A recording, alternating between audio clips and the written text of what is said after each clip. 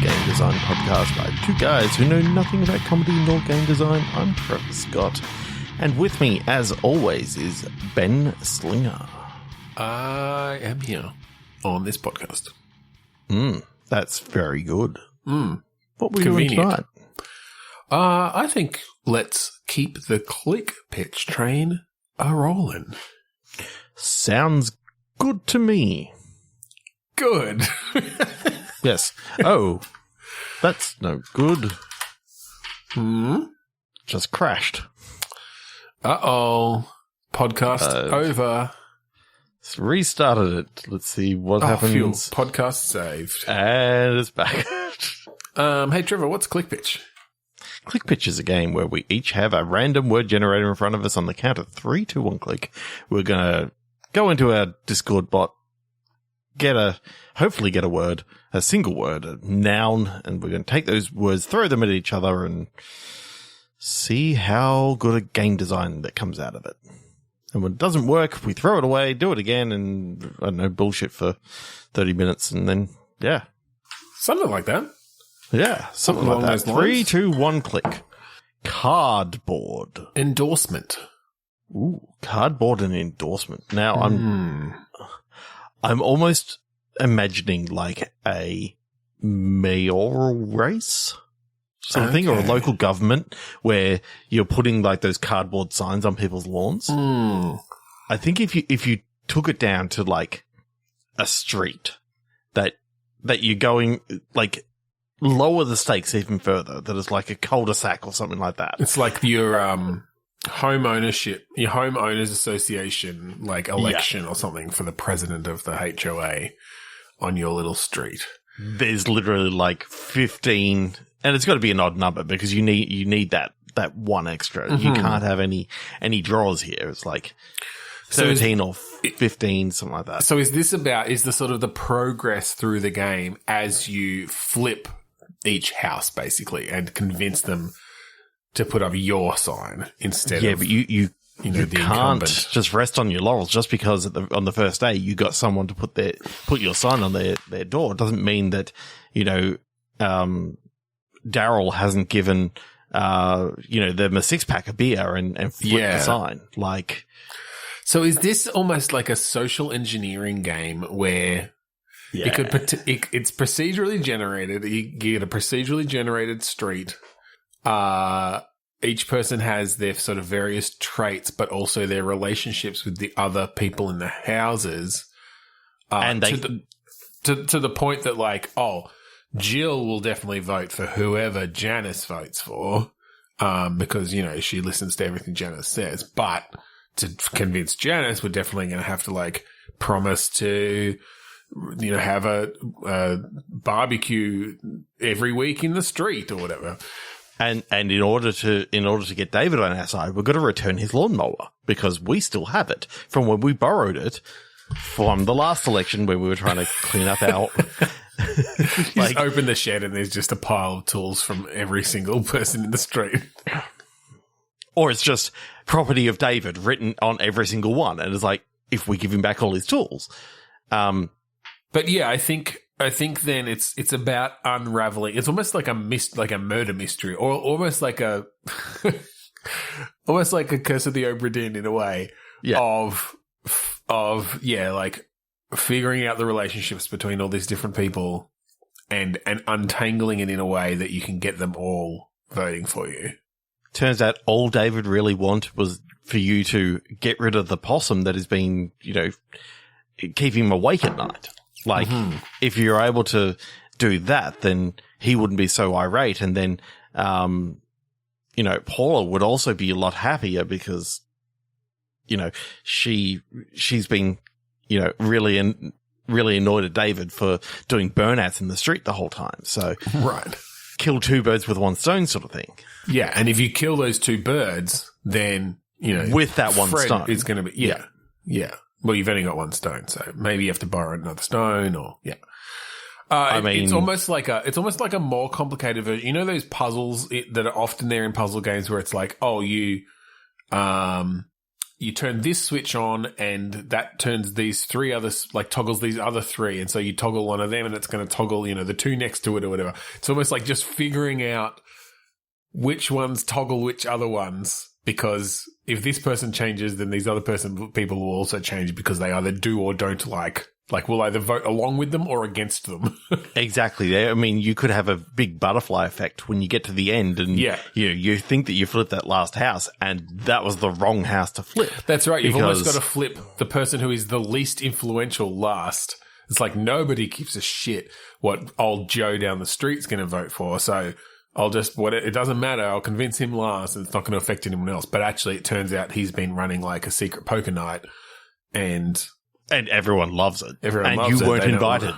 Yeah. You weren't invited. And through the dialogue that you'd gone through, you just hadn't managed to, reveal the details of that. You'd had some bad rolls based on your skills. Severe gambling addiction, of which, you knew you determined he had a gambling addiction. You didn't know that the rest of the street was essentially enabling it because he's got a great poker room.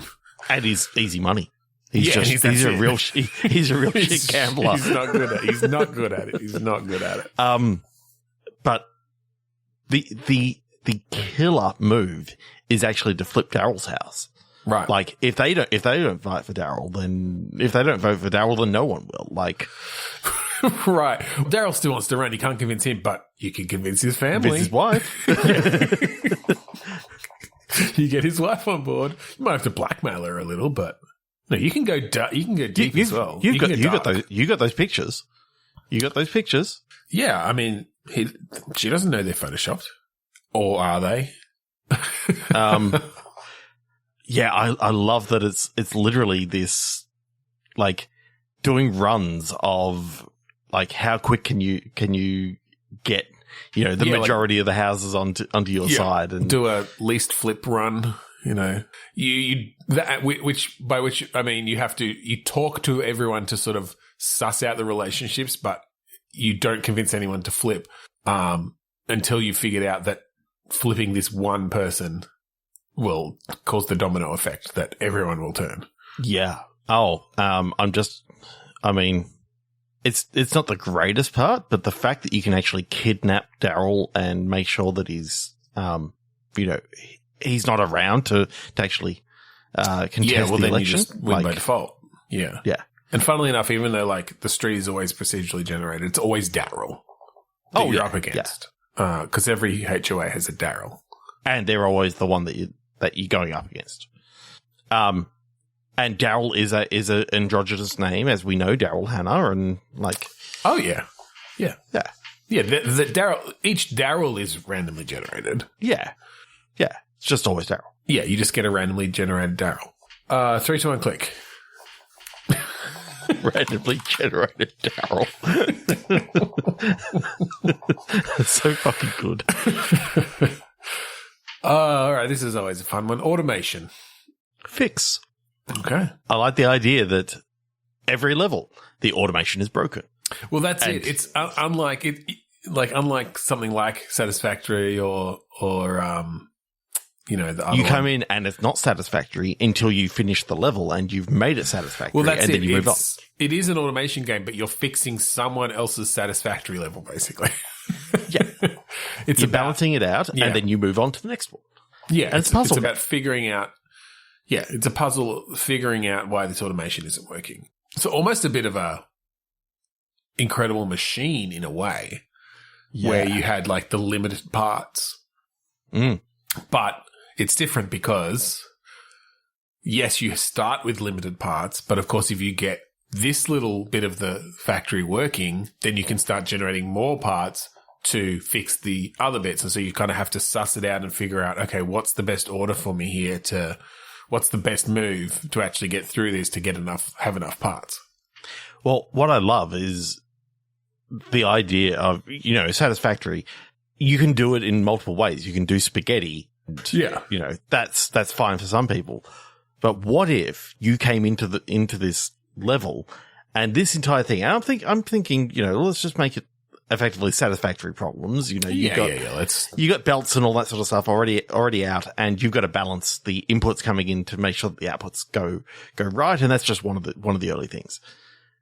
The thing is, it looks immaculate, except you know that you've just got this small little space at the end that you've got to try and fit all so it's balancing about in. It's about being efficient in building new things. Okay, interesting. Yeah. Yeah, that can be part of it. I think you definitely got to be limited. Yeah, you got to be limited in what, and maybe either what you can build or where you can build.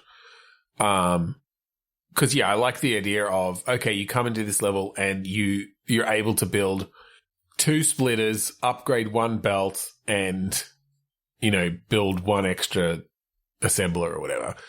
And you somehow have to make this whole thing work efficiently, and it's all stopped up and backed up, but you can reconfigure some of the existing stuff. So it might be, this thing that's generating iron rods or whatever, or screws and stuff, actually, let's just wrap that around here and change that up a bit. Okay, now we have this selection of stuff, and, we can make it all go smoother. Yeah, that's interesting.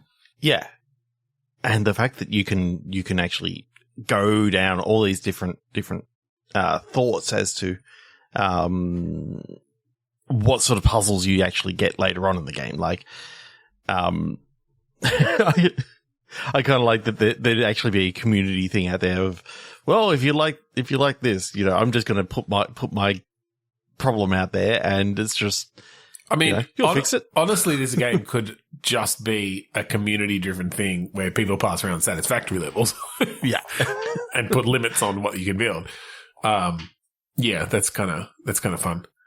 I guess though, if you wanted to move away from it actually being essentially satisfactory, you could author these things. You might need to simplify it a little bit.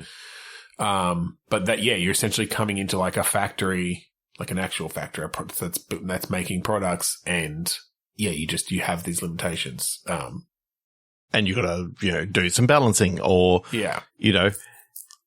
maybe one of the problems is you have all these, for some reason, all these items have come down, of which you're going to have, two of the blue plates and then a red plate. 2 of the blue plates, then a red plate. Well, you've got to be able to separate that out. I think that sort of thing where it's essentially something where it's more in-depth and technical configuration, almost like a Zachtronics game or something, where you're coming into this existing situation and you're essentially having to debug it. It's like that sort of level of, this is, configured with these inputs at these rates and this power level or whatever. And so that's going to affect this over here. And all right, if I do this, what happens? Yeah. That's great. That's cool. All right. 3, 2, 1, click. Beholding. Shutting. Okay. So my mind instantly went to a beholder from D&D. Yeah. Well, and they have a lot of eyes which you could shut. Yes. Well, I was actually thinking, beholding portal, a portal sort of thing that you gotta shut before too much stuff comes flooding through. Right. I know. I'm sort of thinking as in creatures coming through. Creatures coming through a portal. Yeah. Yeah. I don't know. It just because I think my head was on the beholder sort of idea, and then it's shutting a portal down so that, only X number sort of flooded through and having to clean up the mess. And yeah. Well, now that you said clean up the mess, well, there's already a game where you have to clean up after big battles and things. Yeah. But I wonder if there's something there around a more mundane task that comes from a portal that is spewing demons and creatures into this world. They got blood on the carpet. Yeah, well, maybe not cleaning though. Just maybe something else that, are you a fucking childcare worker for the kids of the heroes who have to go out and fight them all, or I don't know, some sort of utility that is needed by this society where they need all these heroes to fight off monsters. And you're a hero in a different way, in the fact that you're looking after all their kids while they're out. Yeah, that's it. Like, how are they supposed to fight monsters 8 hours a day? Hero Creche.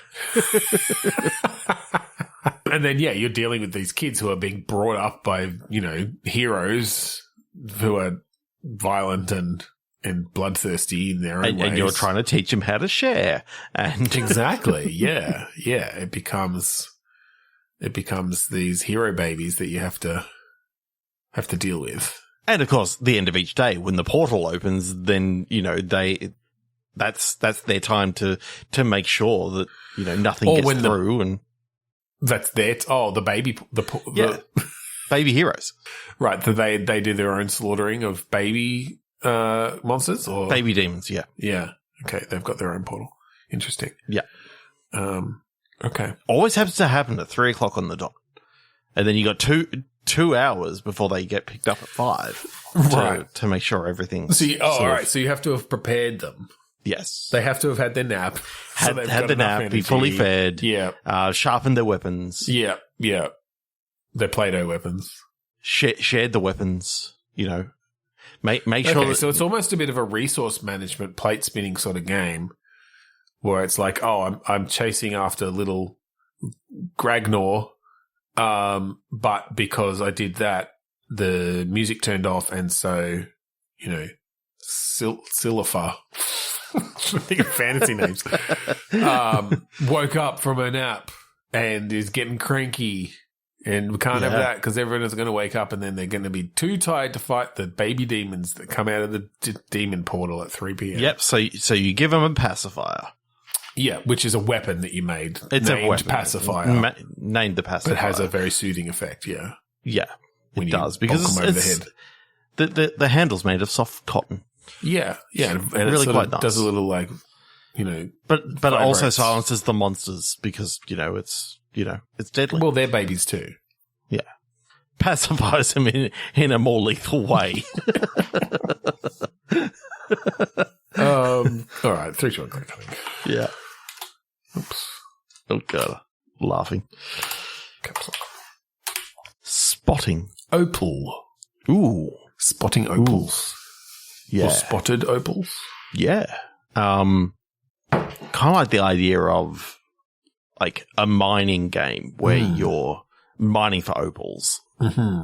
Like maybe all the currency, kind of like Hydronia or whatever that game is, but more on the I was kind of getting a Dome Keeper vibe.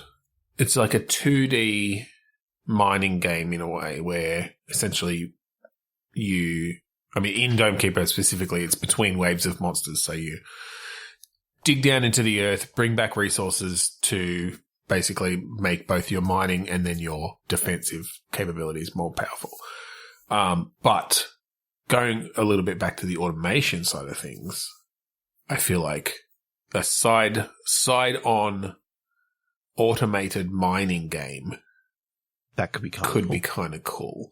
I do like the idea of you bringing in the sort of canary idea. So having to make sure that you got a canary with you. Yes, having these hazards and things. Yeah, and methane pockets and yeah, exactly. So again, procedurally generated underground caverns and stuff with different veins of things, but instead of you just going around, in a Minecrafty way or whatever, digging them up, it's about building ladders and pulleys and lifts and mine carts and exhaust. Like making sure that you yes, you can't have a build-up of carbon monoxide down there and all that sort of stuff. It could be a little bit steampunky too, where what you're powering these things is through like coal power and stuff, but it's got emissions that you can't have build up too much. You need exhaust fans and canaries to tell you when it's getting too bad. Yeah, that's cool. I mean, canaries are literally. They're your main source to tell, okay, like they're effectively like the smoke alarm. It's just when they stop squawking, that's when there's exactly problems. And you have a whole like aviary up the top, just filled with hundreds of pigeons. Hundreds of canaries. Or pigeons, maybe. Whatever. Pigeons are for delivering messages. You got 2 aviaries. One for, delivering messages, one for the canaries that are going down the mine. Because when one dies, it's like, oh shit, like there's too much stuff in this mine. But also, we need to replace the fucking canary. So send a dude up, get another canary, bring it down once you've cleared it out, And then once you've gone far enough, then you can, have like a dumbwaiter sort of set down so that you can click order new canary and they can drop one down like through the dumbwaiter down. Yeah, that's it. Well, I'm thinking in 57th level.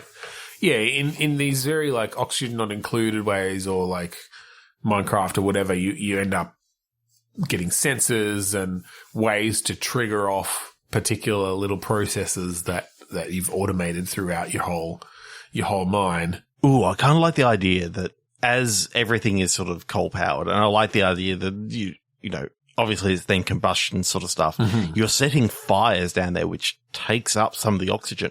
Right. So you need to work out how you're going to get more oxygen down into certain parts of the mine. The further down you are, the more that you have to actually think about, okay, I need to be able to take the exhaust out, but also bring more new, fresh oxygen in that, Well, that's interesting as well, that you might have less traditional mining methods. It's not just digging and explosives.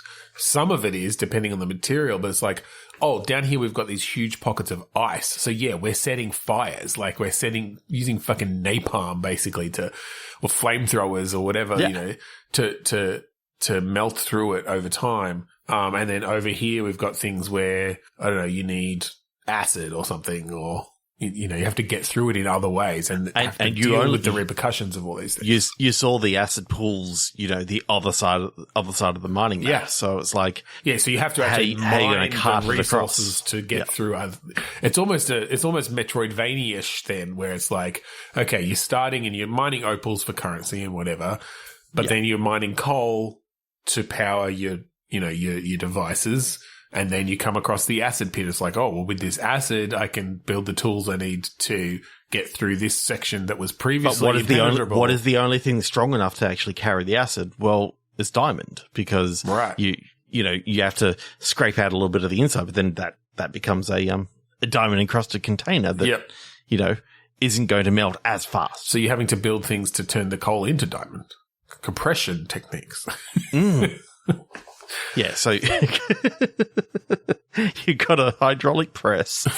Yeah, it says making diamond buckets of acid. I mean, I have a very soft spot for those sorts of little automation. I never get deep enough. I kind of like the idea that diamonds, like, they're a dime a dozen. A diamond dozen, yeah. Yeah, diamond dozen. You literally get there. You just start building stuff out of diamond to begin with. It's the most abundant material, but it's really, really hard to work with. Yeah. And really, really hard to, like, you get a diamond vein. It's like, oh shit, bring out, bring out the diamond tip saw, because the only thing that can get through diamond is diamond more itself. Diamond. Like, it's like, God damn it, there's so much diamond here. And just all this useless diamond. Yeah. The only thing this diamond's useful for is cutting through more diamond. Yeah. It's super, super hard, but it also means that it's like the most annoying thing to actually go through. Yeah. And then what you're really looking for is that sweet, sweet coal, and of course the amazing opals. Like if you find the opals that's your moneymaker. Yeah. I just love the idea that like you find gold and it's like, oh God, again another gold vein. Is like, cool. This useless soft sparkly metal rock. God, this useless soft metal. It doesn't even look good. It's like, oh, pewter. Oh, that's amazing. Quartz. I found some quartz for everybody. Oh my God, it's sparkly. Oh, it's so good. Diamond. All this gold. Is that fool's gold? What's the Latin name for that? I can't remember. Oh, I don't know. 3, 2, 1. Yeah. Earn. URN. Meantime. So is this a game from the perspective of someone's ashes? Because it's like what's happening in the meantime. Oh. It's like starts at their wake. Oh, it starts at the funeral.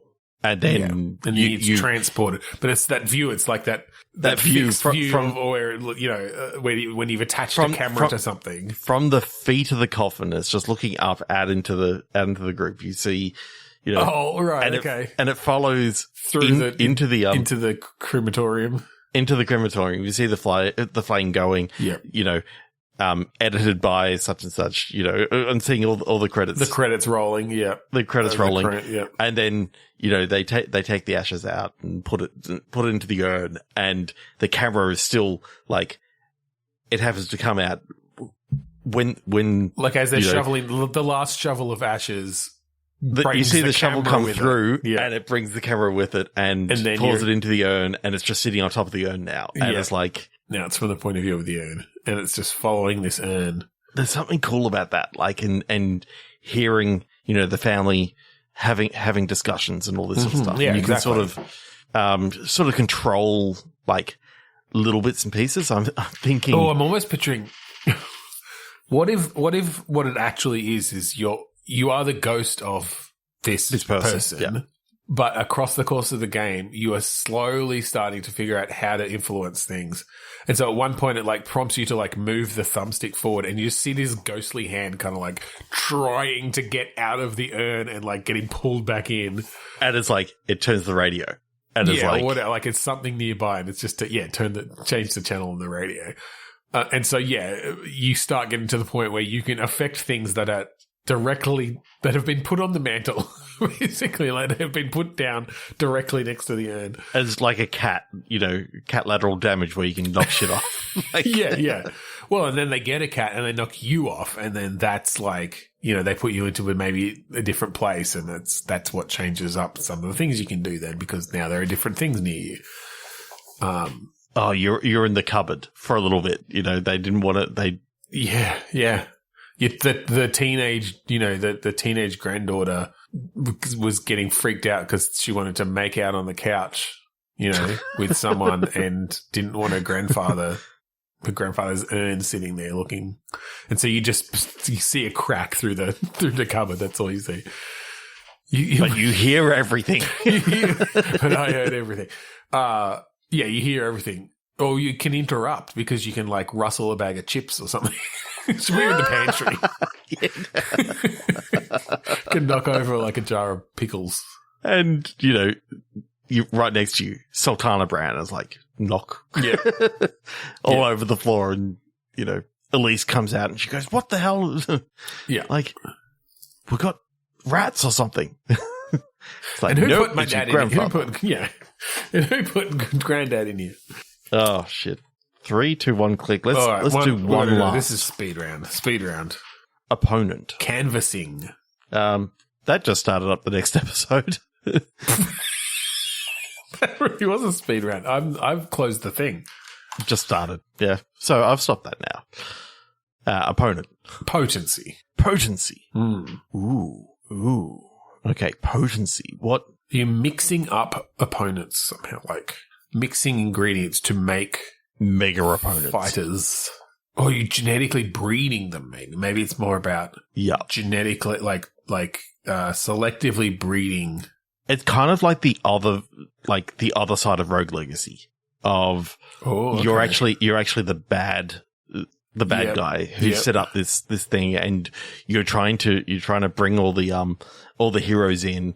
But the idea is that you're trying to make sure that they die so that you can get their DNA. Well, or instead of playing the actual bad guy, it is similar to Rogue Legacy, but the monsters all have genetic traits. And so the ones who survive, the next time you come through, they are the ones who have bred. And so it's changing up the behavior of all of the monsters in these dungeons on every run. Oh, so the next time the hero comes through, they may not be able to get away with, using the double jump like they did last time because now they've got a move that like moves them faster or counters that. Yeah. Or it jumps up and swipes in the air, and it's like, oh, so now your hero has to slide under, and the next one that's it, because like jumps and stomps like yeah. Basically, that over time. I guess though, I wonder how many runs. I wonder if you need to simulate some of the runs as well. so that it's like there's a fitness algorithm there for. I mean, yeah, I guess it could just be the ones that the player doesn't kill breed. Mm-hmm. And then you being your player actually being the. Are you thinking that we control the monsters? No, I think you control the player. I think it's the hero. I think it's sort of a traditional roguelike in that sense, but it's just the monsters that survive are breeding and their traits carry on.